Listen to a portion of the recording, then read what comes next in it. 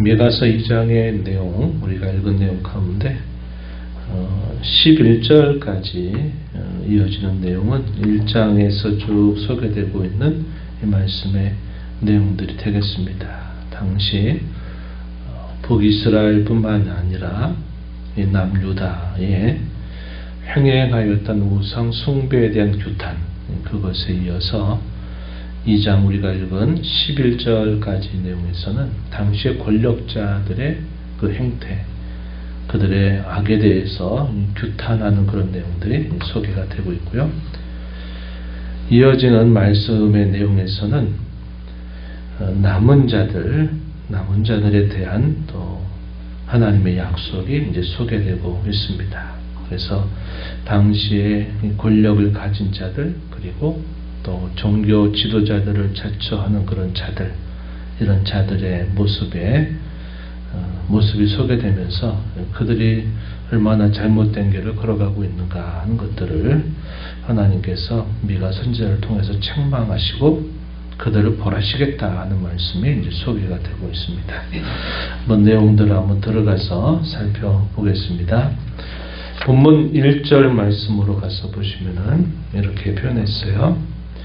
그들이 침상에서 죄를 꾀하며 악을 꾸미고 날이 밝으면 그 손에 힘이 있으므로 그것을 행하는 자, 그들은 화가 있을 것이다, 이렇게 표현했습니다. 밤이 되면은 잠자리에 들면서 이 악한 꾀를 꾸민다는 거죠. 그리고 날이 밝으면 그 꾸몄던 꾀를 따라서 그들이 악을 행한다는 겁니다. 힘을 행사하면서 횡포를 행해서 많은 사람들을 어려움에 빠지게 하고 자기들은 그것으로 부를 채우고 권력을 더 세워가는 그런 악을 행하는 자들이다, 이렇게 표현했어요. 그러한 자들에게 화가 있을 것이다, 이렇게 표현했습니다. 2절에 보면 밭들을 탐하여 빼앗고 집들을 탐하여 차지한다.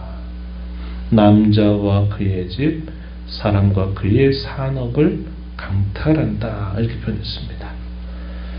권력과 힘을 가지고서 자신들이 강제적으로 빼앗는 이런 악을 행하는 모습을 표현합니다. 이것에 대해서 하나님이 진노하시겠다 하는 말씀을 소개하시는 겁니다. 더불어 하나님이 말씀하시기를 뭐라고 말씀하시냐면 3절에 보면요, 내가 이 족속에게 재앙을 계획한다, 이렇게 표현했습니다.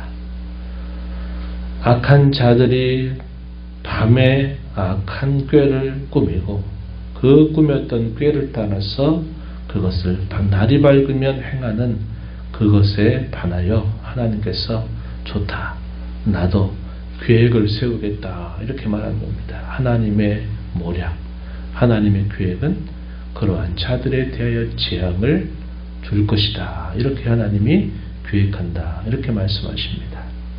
그러면서 그때가 재앙의 때가 될 것이다, 이렇게 말씀을 하시는 겁니다. 결코 이런 하나님의 계획에서 벗어날 자가 없을 것이다, 더 이상 교만하게 다니지 못하게 될 것이다, 이렇게 하나님께서 그들을 벌하실 것을 말씀하시는 겁니다.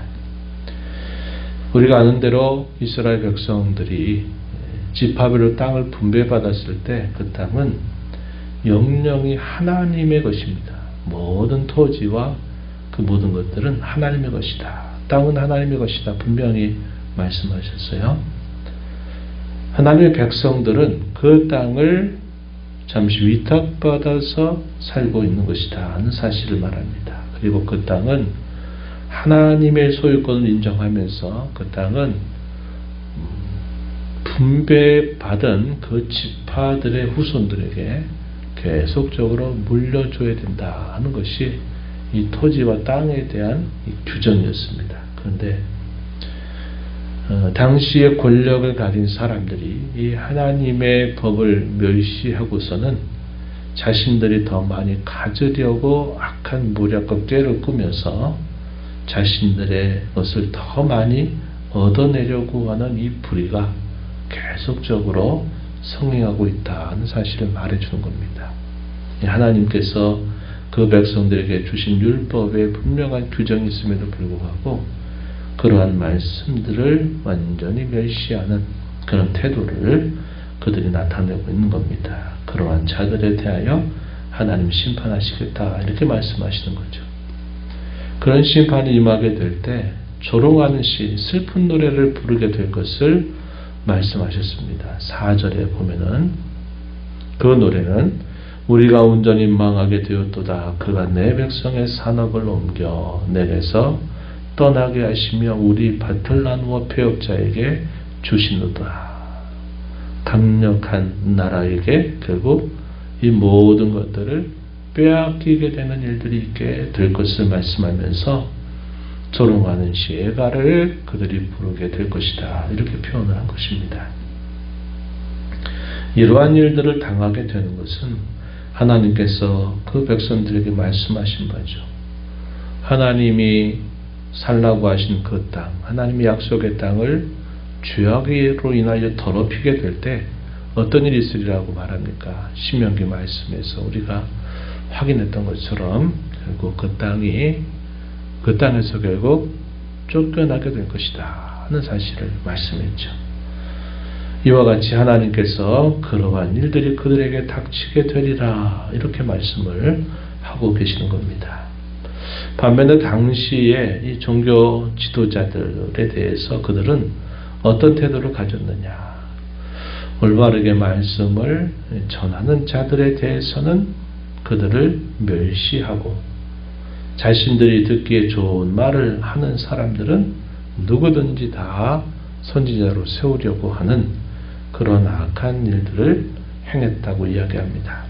6절 말씀에 보면은 그들이 말하기를 너희는 예언하지 말라 이것은 예언할 것이 아니거늘 욕하는 말을 그치지 아니한다. 참 선지자들이 하나님의 말씀을 전하면서 이렇게 해서는 안 된다. 하나님이 이런 것들을 결코 원치 않으신다. 하나님이 이렇게 하면 벌하실 것이다. 이런 말씀을 전하는 자들에 대해서는 그들로 하여금 예언하지 못하게 하는 것입니다. 그리고 그들은 또 뭐라고 말을 하느냐면 이렇게 표현했어요. 7절에 보면 여호와의 영이 성급하시다. 그의 행위가 이루하시다. 이렇게 하나님에 대한 곡해, 하나님에 대한 오해를 퍼뜨리는 그런 말들을 할 것을 이야기하는 겁니다. 그것은 하나님에 대한 곡해요, 오해다 하는 거죠.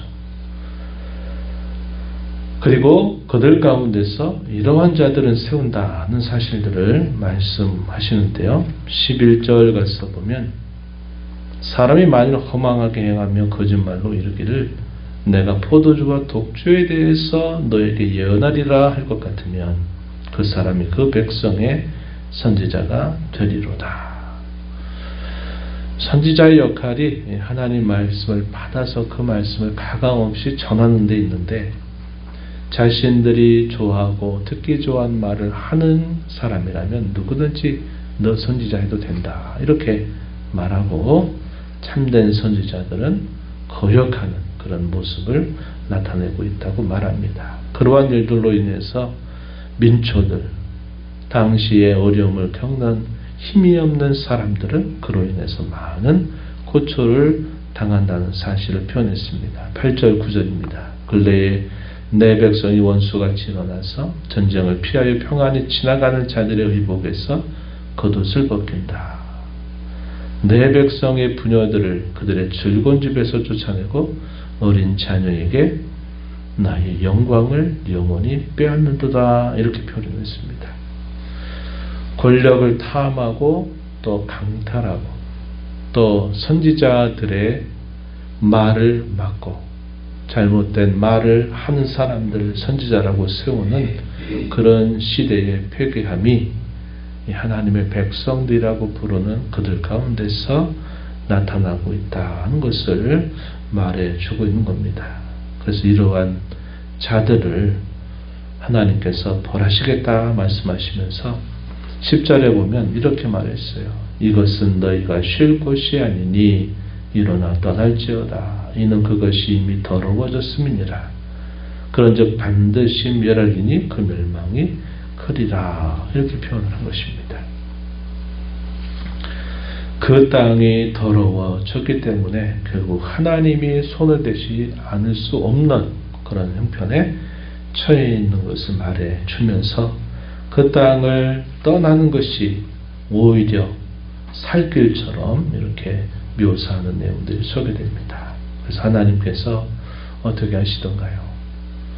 북이스라엘 나라는 이미 아수르라고 한 나라에 의해서 패망을 당해서 열국으로 옮겨져 버렸고 또 남유다도 이제 그와 같은 일들을 겪게 될 것을 말씀하고 계시다 하는 겁니다.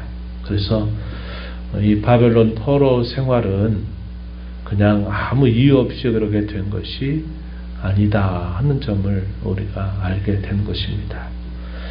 이스라엘 역사 가운데 구약 역사에서 아주 큰 역사가 두 가지가 있다 그랬어요. 하나는 출애굽 사건을 말하고 또 하나는 바벨론으로부터 귀환한 사건을 말합니다. 그래서 이 바벨론 사건은 제2의 출애굽 사건이다 이렇게 부르곤 한다 그랬죠. 그런데 이 두 사건 사이에 일치점도 있고 두 사건 사이에 다른 점도 있어요. 하나님이 그 백성들을 대적자들의 손에서 건져내신다, 구원하신다라는 면에서는 동일한 일치점이 있지만 그러나 어떤 면에서 차이가 있느냐. 이스라엘 자손들이 애굽에서 들어갔을 때 요셉이 애굽의 총리가 되었을 때 들어갔죠. 그래서 그때는 모든 열국에 흉악한 흉년이 있게 되면서 결국 애굽에서 나는 이 국물을 통해서 먹고 살기 위해서 그곳에 들어가게 된 겁니다. 거기서 많은 민족의 부흥을 이루게 되죠. 그러다가 이제 왕이 바뀌게 되면서 그들이 종처럼 이제 신분이 바뀌어 버리는 일이 있었던 것이죠. 그래서 이스라엘 자손들이 애굽에 머물게 된 것이 직접적으로 그들의 죄 때문이다라고 말할 수는 없는 그런 성격이 있다면 이 바벨론 포로로 가게 된 이 사건은 명백한 그들의 범죄이기 때문에 그렇다. 스스로 자정 능력을 상실해 버려서 그 땅에서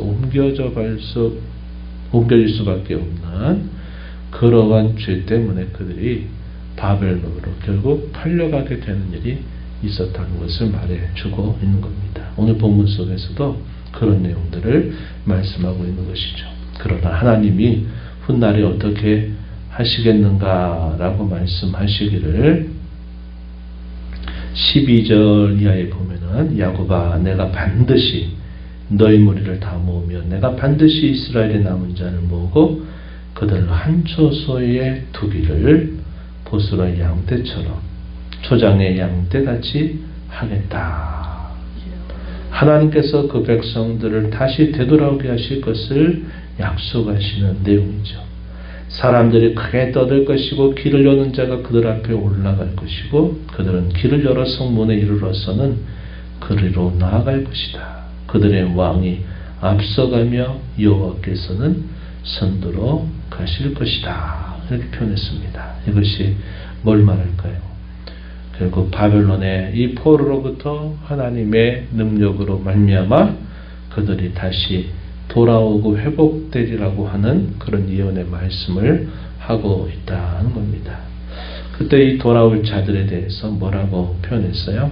여기 우리가 읽었던 말씀을 보니까 남은 자, 이스라엘의 남은 자를 모을 것이다. 12절에 그렇게 표현했습니다. 그래서 후기 선지자들이 예언할 때 그 선지자의 메시지의 초점이 어디에 모아지느냐? 남은 자들. 다시 말해서 신실하게 이 믿음을 붙들고 남은 자들. 혹 그들이 잘못된 길을 걸어갔을지라도 하나님 앞에서 깨닫고 겸비해서 하나님의 긍휼을 구하는 자들, 이러한 자들에게 하나님께서 구원을 약속하시는 내용들이 이사야 선지자를 통해서도 우리가 확인하고 역시 미가 선지자, 동시대에 말씀을 전했던 선지자들에게서도 그렇고 다른 이 구약 역사의 후기에 예언했던 모든 선지자들도 역시 이러한 것을 계속 예언하고 있다 하는 겁니다. 그래서 이것을 소위 남은 자의 사상이다 이렇게 표현하고 있는 겁니다.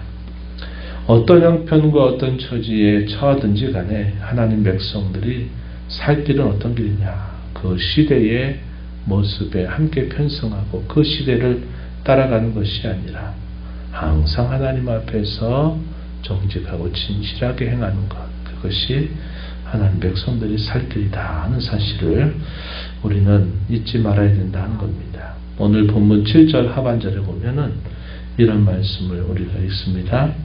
나의 말이 정직하게 행하는 자에게 유익하지 아니하냐. 하나님의 말씀은 정직하게 행하는 자, 그 말씀을 믿고 진실하게 따르는 자에게는 항상 유익하다는 겁니다. 근데 그 말씀이 언제 듣기 싫을까요? 이렇게 하지 않으려고 할 때, 악을 행하고 자기 살고 싶은 대로 살고자 하는 자에게 하나님의 말씀은 항상 그들에게는 불편한 그런 말씀이 되는 겁니다. 자신들에게 필요 없다고, 아무런 도움이 안 된다고 말할 것입니다. 그러나 하나님 앞에 그 말씀을 듣고 행하는 자는 시대의 풍조가 어떠하든지 간에 하나님의 백성들에게는 하나님 말씀은 언제나 유익하다 하는 사실을 분명하게 말씀해 주고 있다는 겁니다. 우리가 불렀던 이 찬송 490장의 3절에 보면 그 얘기 나오죠. 세상 풍조는 나날이 갈리어도 나는 내 믿음 지키리라.